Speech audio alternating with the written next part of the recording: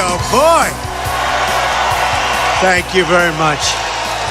Thank you very much. So, you know, this is really going to be a speech on energy, but I have to start off because we love our farmers and we love, right? Do we love our farmers? And we love agriculture. So for the farmers out here, you do an awfully good job, and I've heard that for many years in North Dakota. So, hello. Now you can fall asleep while we talk about energy, okay? You know, the farmers are great. The miners are great. The miners have been so badly treated, and we're going to treat them really well. You're going to see. You're going to see. So before we start, I really want to thank Harold Hamm. He's been a friend of mine for a long time. He's an amazing man in the world of business. Yeah, sit down. He's been an amazing success story, an amazing guy, and I've learned a lot about energy from Harold. So, Harold, and I've never seen you so happy. When he got up here, he became like, I'm glad I didn't have to run against you, Harold. And the congressman, right from the beginning, he was with us, one of the few. He was with us. And the governor is in the audience. Where's the governor? Governor, thank you very much. And your lovely wife, thank you, Governor. Thank you very much, and your entire staff. I appreciate you being here. I also want to thank the delegates, because I was coming out of my building this morning, and there was a big news flash that Donald Trump had won the nomination. And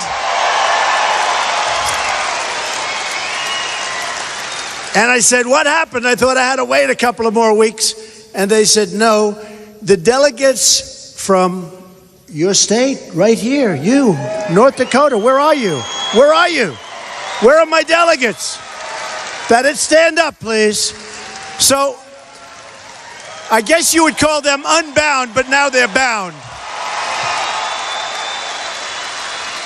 So North Dakota you brought us over the line, folks, and I will always remember that. I will always remember that. And to my unbounds who are now bound, I think you're bound. You promise you're bound, everybody? Yes, they promise. So thank you very much. This is a great honor, and this was a little bit sooner. We were supposed to be watching Hillary Clinton, and guess what? We're watching Hillary Clinton. That's the way it worked. Crooked Hillary. But crooked Hillary. And that report yesterday, that was a report. All right, let's talk about energy, okay? I'm delighted to be in North Dakota, a state where really you're at the forefront of a new energy revolution. Oil and natural gas production is up significantly in the last decade. Our oil imports have literally, frankly, been cut in half. That's something that nobody thought was going to be happening really for a very, very long time. But all of this occurred in spite of a massive new bureaucratic and political barriers. President Obama has done everything he can to get in the way of American energy for whatever reason. He's made life much more difficult for North Dakota as costly regulation, and I mean serious regulation, makes it harder and harder to turn a profit. If crooked Hillary Clinton is in charge, things will get much worse. Believe me, you've seen it. All you have to do is follow her career. She'll shut down energy production across this country. And by the way, she'll also, unrelated, abolish the Second Amendment. And we're not going to let that happen. That I can tell you. That I can tell you.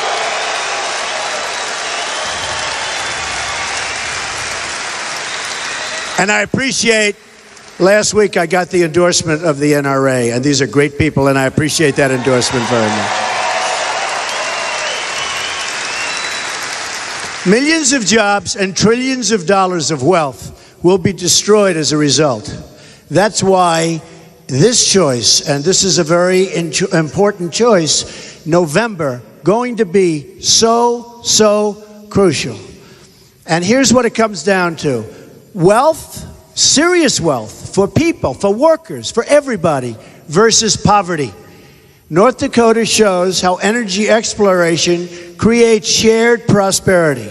Better schools, more funding for infrastructure, which we really need throughout our country, higher wages, lower unemployment, things we've been missing for a long time. It's a choice between sharing in this great energy wealth or sharing in the poverty promised by Hillary Clinton.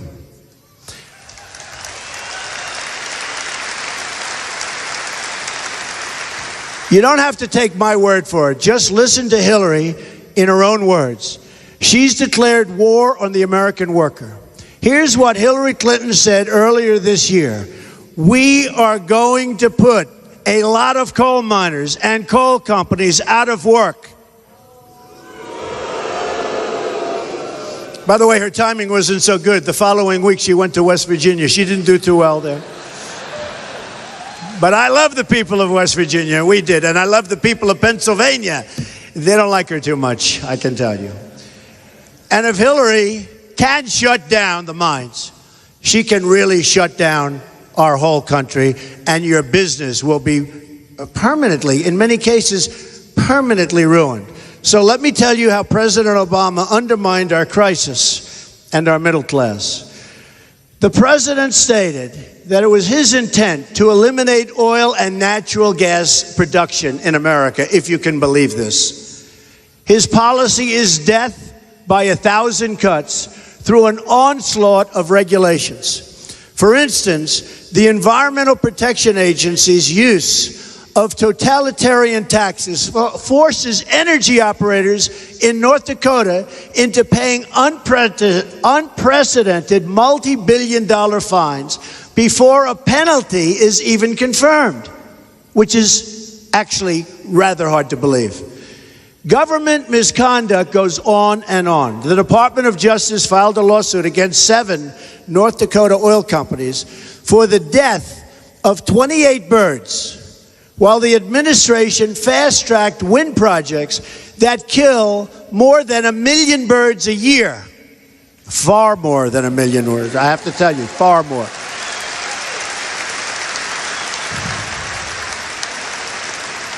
The U.S. Fish and Wildlife Service abuses Endangered Species Act to restrict oil and gas exploration.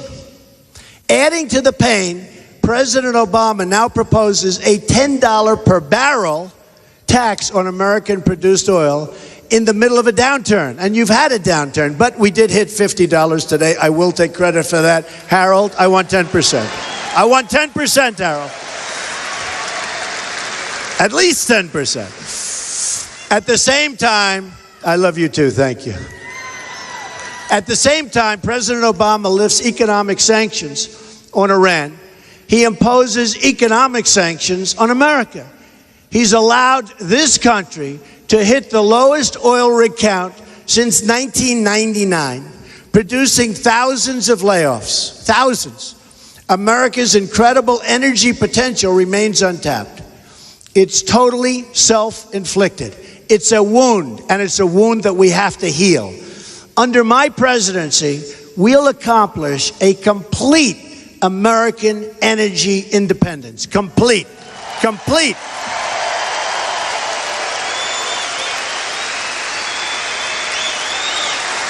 And lots of jobs, lots of jobs. Imagine a world in which our foes and the oil cartels can no longer use energy as a weapon. Wouldn't that be nice? Be very nice. Gonna happen if we win. But we're gonna win. We're gonna win. But President Obama has done everything he can to keep us dependent, and this is so important, on others. He wants us to be dependent on others. It's different thinking. It's from a whole different school. Let me list some of the good energy projects that he's killed. He rejected the Keystone XL pipeline, despite the fact that it would have created 42,000 jobs. His own State Department concluded that it would be the safest pipeline ever built in the United States, and it would have no significant impact on the environment. Yet, even as he rejected this, and this is really something because we have that great relationship with Canada, so he rejected the America-Canada pipeline. He made a deal that allows Iran Boy, does he make bad deals with Iran. To transport more oil through its pipeline than would have ever flowed through Keystone with no environmental review whatsoever. What are we doing?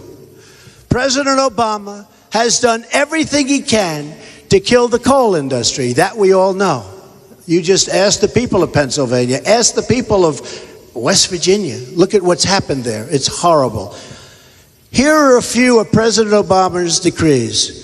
Regulations that shut down hundreds of coal-fired power plants and block the construction of new ones. How stupid is that?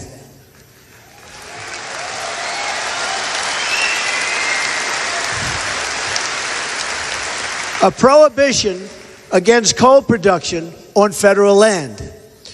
Draconian climate rules that, unless stopped, would effectively bypass Congress to impose job-killing cap and trade. A disaster. President Obama has aggressively blocked oil production of oil and national, and you just take a look. Every single move he's make is to block the production of oil and natural gas. He's taken huge percentages of the Alaska petroleum, and you take the reserve, he's taken it off the table. He's taken it completely off the table. Oil and natural gas production on federal lands is down 10%, which is pretty hard to believe. 87% of available land in the outer continental shelf has been put off limits, totally. Atlantic lease sales were closed down too, despite the fact that they would create, listen to this, 280,000 jobs and $23.5 billion in economic activity. President Obama entered the United States into the Paris Climate Accords unilaterally and without the permission of Congress. This agreement gives foreign bureaucrats control over how much our energy and how much we use right here in America. So foreign bureaucrats are going to be controlling what we're using and what we're doing on our land in our country. No way. No way.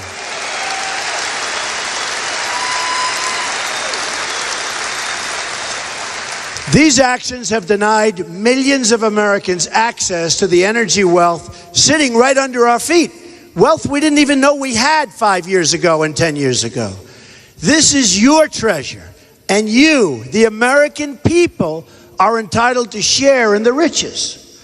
President Obama's anti-energy, and this is really anti-energy orders, have also weakened our security by keeping us reliant on foreign sources of energy. Not going to be for long, folks. Not going to be for long if I get in.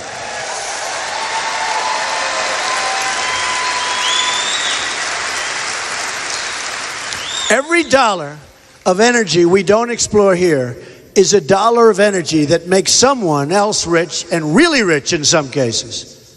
I wonder if they're campaign contributors. What do you think? Do you think? They probably gave to the Clinton Foundation. I guess, right? Just seems like that's what happened. Thank you, darling, I love you too. If President Obama wanted to weaken America, he couldn't have done a better job. As bad as President Obama is, Hillary Clinton will be worse. She'll escalate the war against the American worker like never before, and against American energy, and she'll unleash the EPA to control every aspect of our lives and every aspect of energy. They'll make it impossible for the worker, for the owners. They'll make it impossible for everyone. She declared that we've got to move away from coal and all of the other fossil fuels. That's a quote. We've got to move away from coal, quote, and all of the other fossil fuels, locking away trillions in American wealth. In March, Hillary Clinton said, by the time we get through all of my conditions, I guarantee I do not think there will be many places in America where fracking will continue to take place. What are we doing? Why are we even thinking? What are we doing? Let's just vote her out. I don't know if she's going to get to run anyway, what I'm saying, you know. Sort of like to run against her, but. Can you imagine that? She wants to close down a primary source. Keep in mind, shale energy production could add 2 million jobs in 7 years. Yet, while Hillary Clinton doesn't want American energy, she is strongly in favor of foreign energy. Here's what she told China as Secretary of State. American exports and Chinese experts will work to develop China's natural gas resources. Working with China. What about working with us? Everyone's working with China. They don't work with us. We're going to work with us, and we'll worry about China later, folks, okay? It's unbelievable. Imagine what it would mean for China if China unleashed its own natural gas resources so you're not dependent on foreign oil. Hillary Clinton has her priorities totally wrong. But we are going to turn everything around. We are going to make it right. Believe me, we're going to make it right.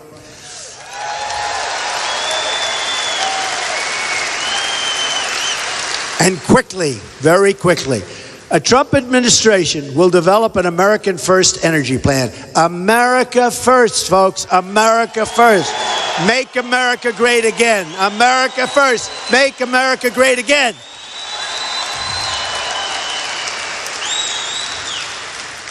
First energy plan, and I tell you, here is how we're going to do it, and here is how this plan will make America wealthy again.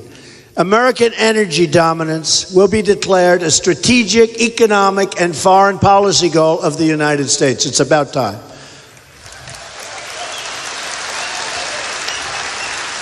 America has 1.5 times as much oil as the combined proven resource. Listen to this. As the combined proven resources of all OPEC countries. Think of that. We have more natural gas than Russia, Iran, Qatar, Saudi Arabia combined. We have 3 times more coal than Russia.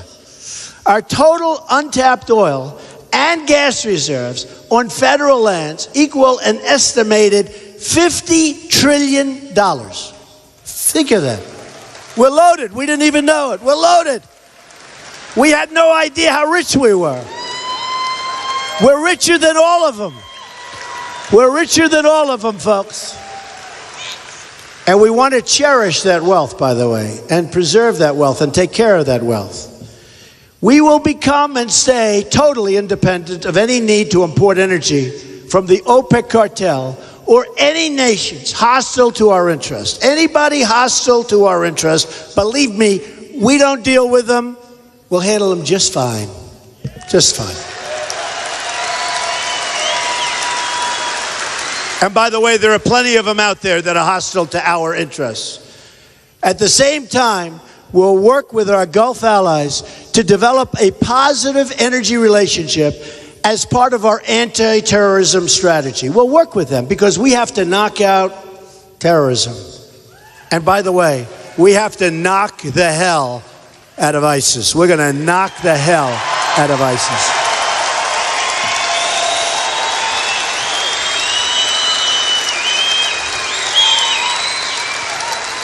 We'll use the... boy, that does... That, I tell you what, people feel so strongly about that when you see what's happening to our country.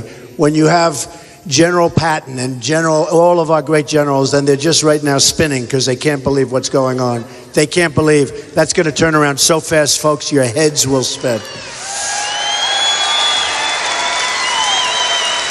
We will use the revenues from energy production to rebuild our roads. It's about time. Our schools, bridges, and public infrastructure. Our infrastructure is crumbling. Our infrastructure is a disaster. We have to rebuild our country. We have to rebuild our country, and we have to rebuild it properly and fast. We've spent almost $5 trillion in the Middle East, and we've gotten nothing for it. We're in worse shape than we were 15 years ago. We've got to rebuild our country. Cheaper energy will also boost American agriculture. will get the bureaucracy out of the way of innovation so that we can pursue all forms of energy. This includes renewable energies and the technologies of the future. It does include nuclear and wind and solar, but not to the exclusion of other forms of energy and other forms of energy that right now are working much better.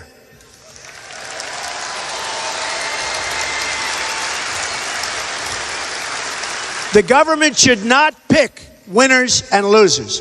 Instead, it should remove obstacles to exploration. Any market has its ups and downs, but lifting these draconian barriers will ensure that we are no longer at the mercy of global markets. We never want to be there again. A Trump administration will focus on real environmental challenges, not the phony ones that we've been looking at. We'll reject Clinton's poverty expansion agenda that enriches her friends. I mean, totally enriches her friends. Just take a look at who her friends are and makes everyone else very, very poor. We'll solve real environmental problems in our communities, like the need for clean and safe drinking water. And you look at some of our communities and they don't have clean and safe drinking water at all. President Obama actually tried to cut the funding for our drinking water infrastructure, even as he pushed to increase funding for his EPA bureaucrats. American workers will be the ones building this new infrastructure, not people from other countries. They're not going to be building our infrastructure, not even a little bit.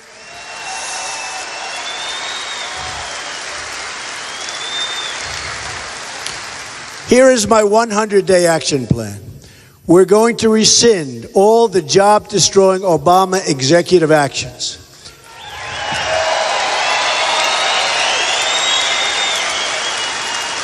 Including the Climate Action Plan and the Waters of the United States Rule. Okay, remember that. We're going to save the coal industry. We're going to save that coal industry. Believe me, we're going to save it. I love those people. These are great people. And they love that job. In West Virginia, I have to say. I said to some of the miners, because they voted so overwhelmingly and they endorsed me by so much, I said, would you ever think of leaving and going someplace else and doing something else? They said, Mr. Trump, we love coal. This is what we do. This is what we want to do. They love it. And we're going to bring it back and we're going to help those people because that's what they want to do. And it's unfair what's happened to them. Remember that. Very unfair. So we're going to save the coal industry and other industries threatened by Clinton's extremist agenda. And it is indeed an extremist agenda, perhaps even worse than Obama. I'm going to ask TransCanada to renew its permit application for the Keystone Pipeline.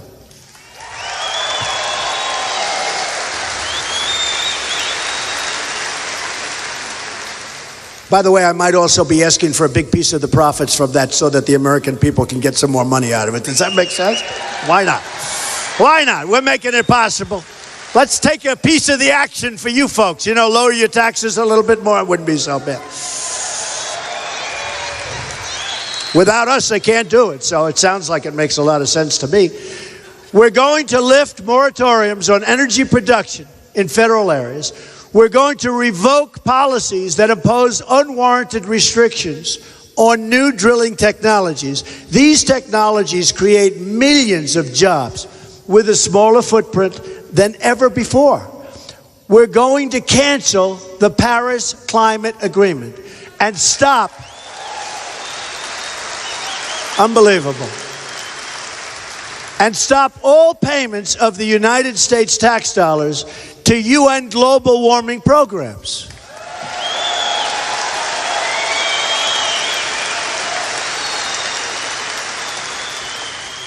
We've got big problems, folks. We can't be sending our money all over the world. It's not 40 years ago. It's not 20 years ago. We've got a lot of problems. We're going to cherish our dollar. We're going to take care of our dollar, and we're going to keep our money, and we're going to keep our jobs here, and we're going to bring jobs back. Okay, remember that. Any regulation that's outdated unnecessary, bad for workers, or contrary to the national interest will be scrapped and scrapped completely.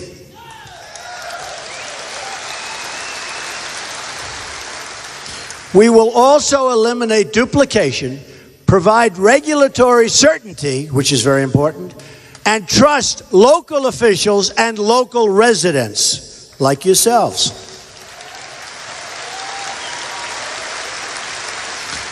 Any future regulation will go through a simple test.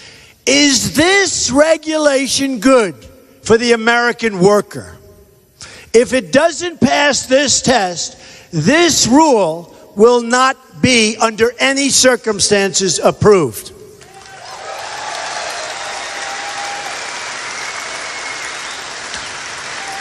Policy decisions will be public and very, very transparent. They won't be made on Hillary's private email account, which is turning out to be a total disaster. By the way, a disaster for our country beyond Hillary, a disaster for our country that she do such a thing. We're going to do all of this while taking proper regard for rational environmental concerns. We're going to conserve our beautiful natural habitats, reserve, and so important, we're going to take care of those habitats, we're going to take care of our reserves, and we're going to take such great care of our resources so vital. We're going to take care of those resources. In a Trump administration, political activists with extreme agendas will no longer write the rules, because that's what's happening now.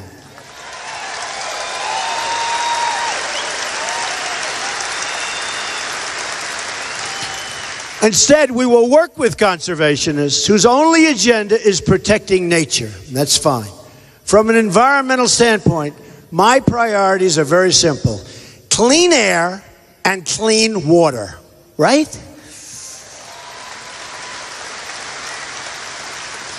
My America First energy plan will do for American people what Hillary Clinton will never do. She will never be able to do this, and I'm not just talking about this industry. She will never create real jobs and real wage growth. She can't do it. She doesn't know how to do it. Her husband signed NAFTA, one of the worst jobs, one of the worst things ever signed in the history of our country for economic development. They don't know how to do it, and I think actually they don't even want to do it. According to the Institute for Energy Research, lifting the restrictions on American energy will create a flood of new jobs. Almost a $700 billion increase. Think of that. A $700 billion increase in economic output over the next 30 years. More than a $30 billion increase in annual wages over the next 7 years. Some of the people that are my biggest supporters, they haven't had a real wage increase in 18 years, okay? 18 years. Think of it. And they work 2 jobs. They're working harder, they're getting older, they're working harder. It's supposed to be the other way around. It's not going to be that way anymore, folks. Over the next 4 decades, more than $20 trillion in additional economic activity and $6 trillion in new tax revenue going to be generated. The oil and natural gas industry supports 10 million high-paying American jobs and create another 400,000 new jobs per year. This exploration will also create a resurgence in American manufacturing. So good to hear them. Because I've been going around, folks. I've been going around, and we won New York, and we won all these states. No matter where you go, manufacturing down 50%, down 55%. I go down, I see Syracuse, New York. I see Rome, New York. That's the real Rome, by the way, Rome, New York. I see all of these different places. You go out to Bethpage, you go out to, then you go to Pennsylvania, you go to all of these different places, and you see what was once vibrant, beautiful working places, factories. They're all falling apart. We lost 45, 55, 60% of our manufacturing jobs all over the place. It's one of the reasons I won by such large margins, because we're not going to take it anymore. We're not going to take it anymore. They're moving, they're leaving. They're taking our jobs. They're taking our companies. We're not going to let that happen anymore.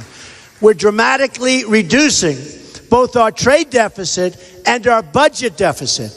Compare this future to Hillary Clinton's Venezuela-style politics of poverty. And that's what it is. That's what it's going to end up being. That's where we're going. That's the direction we're heading.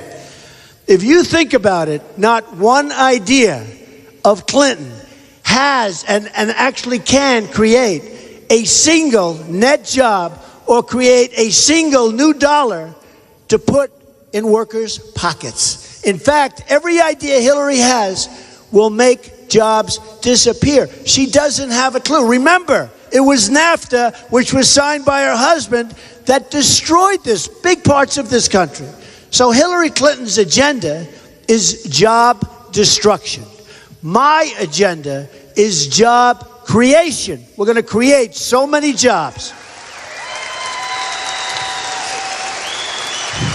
And if companies want to leave our country and fire all their workers and go to another country, there will be a problem for those companies. There will be consequences. There will be consequences. And when they hear about the consequences, you know what they're going to do? They're going to say, Mr. President, we've decided not to move. Okay? That's what's going to happen. It's as simple as that. Clinton wants to tax and regulate our workers to the point of extinction. True. She wants terrible trade deals, and she wants to continue terrible trade deals like NAFTA, signed by her husband, that will empty our manufacturing businesses even more so than they already are. During her time as Secretary of State, which was a disaster, she surrendered to China, allowing them to steal hundreds of billions of dollars in our intellectual property. Everybody knows this. We do nothing about it. She let them devalue their currency and add more than $1 trillion to our trade deficit. Then there was Libya. Secretary Clinton's reckless Libya invasion handed the country over to ISIS, which now controls the oil in Libya. Very, very pure, sweet, beautiful oil. Among the best in the world. ISIS has the oil from Libya. How do you like that, folks? Not so smart, right? The Middle East that Clinton inherited was far less dangerous than the Middle East she left with us today. Her reckless decisions in Iraq, Libya, Iran, Egypt, and Syria have made the Middle East more unstable than ever, ever, ever before.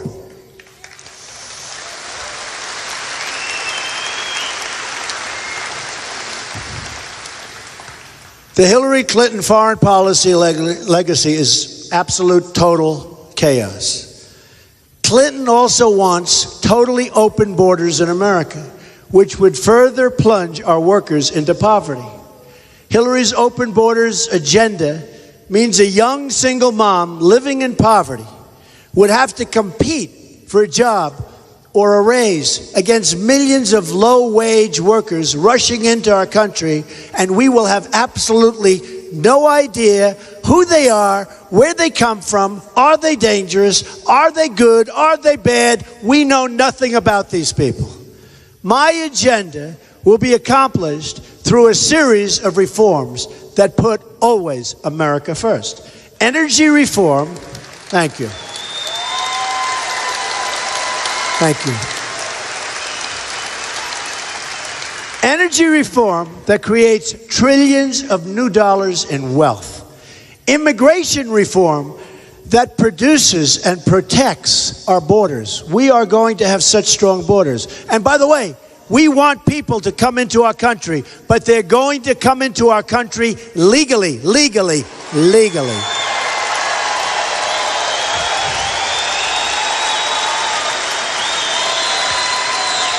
And we are going to defend our workers. We're going to defend our workers. Tax reform that brings millions of new jobs to America. Regulation reform that eliminates stupid rules that send our jobs overseas, really created by people that don't even have a clue. And if they do have a clue, then they're doing some very, very bad things to our country. welfare reform that requires employees to recruit from the unemployment office, not the immigration office. We want to create jobs for our people.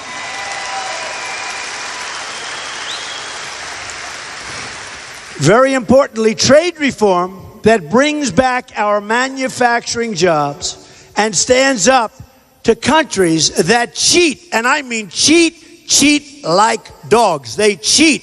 They're cheating us so badly, and it's a disgrace, and we have people that don't know what's going on in Washington.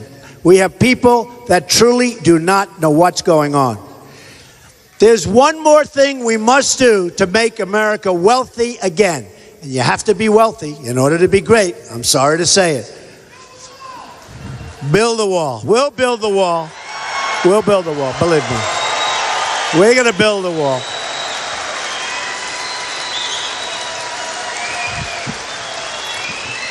I was going to leave that one out for the energy speech, but you know what? It never fails. We will build the wall. Who's going to pay for the wall? Mexico. 100%, by the way.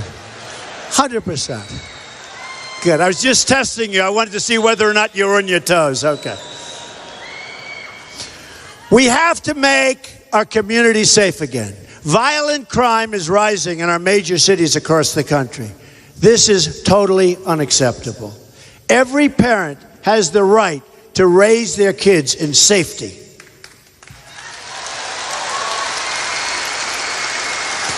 When we put political correctness before justice, we hurt those who have the least. I mean, that's what's happening. We're really hurting the people that have the least. It undermines their schools, slashes the value of their homes, and drives away their jobs. Crime is a stealth tax. It's a stealth tax on the poor. It's a horrible thing. And it's going up, up, up. Look at the papers today. Look at the statistics. Look at what's happening with homicides in our country. It's going only in one direction. To those living in fear, I say, help is coming. It's coming soon.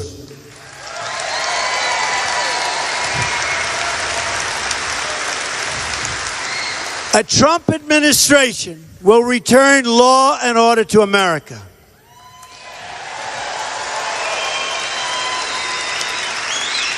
Security is not something that should only, and this is so important, that should only be enjoyed by the very rich and the very powerful. It has to be enjoyed by all.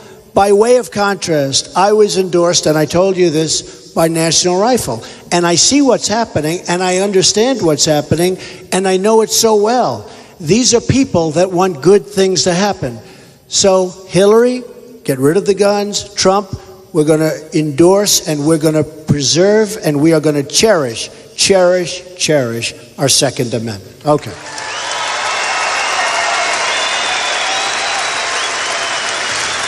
My reform agenda is going to bring wealth and security to the poorest communities in this country. We have to do that. We have to do that. Do you know African American youth has a 59% rate of unemployment? We have to do it. What does Hillary have to offer the poor but more of the same? In Chicago, for instance, 1/4 of young Hispanics and 1/3 of young African Americans are literally hopelessly unemployed. Hopelessly unemployed. My message today is to all the people trapped in poverty, and it's this: politicians like Hillary Clinton have failed you, and they failed you badly. It's all talk, it's no action. They have failed. They've used you. They've stolen your votes for decades, and they've given you nothing. I will give you everything. I will give you what you've been looking for 30, 40, 50 years. They have given you nothing, and you need something new. I'm the only one who's going to deliver it. I know the politicians. I know what's happening. I know these people. I am the only one who will deliver it. We are going to put America back to work. We're going to put people before government. Very important.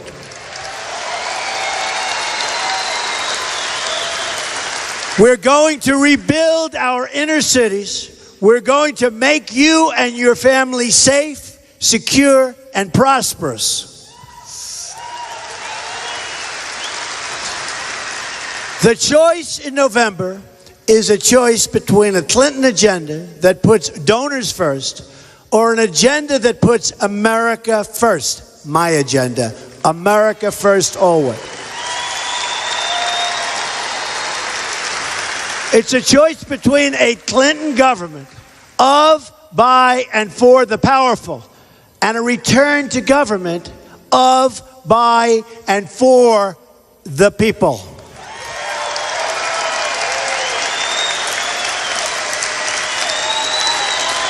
Thank you. Thank you. Thank you.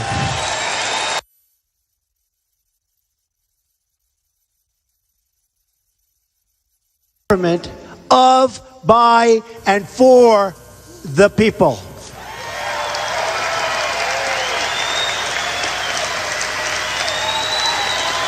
Thank you. Thank you. Thank you.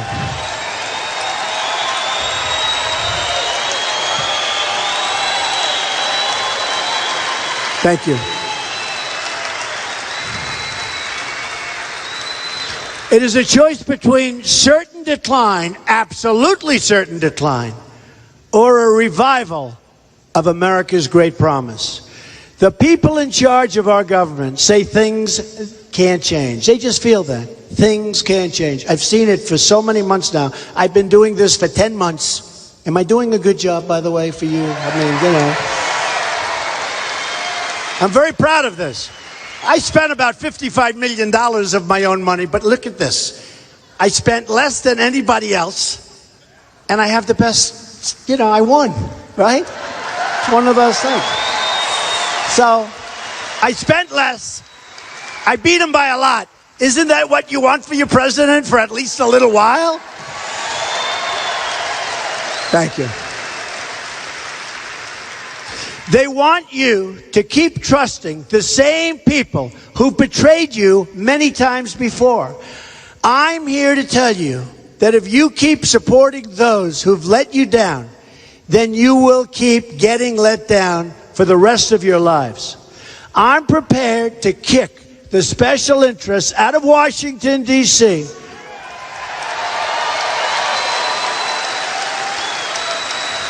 and to hand their seat of power over to you.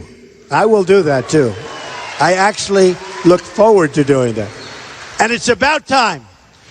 Together, we will put the American people first again. It's been a long time. We will make our communities wealthy again. We will make our cities safe again. We will make our country strong again. Ladies and gentlemen, we will make America great again. Thank you.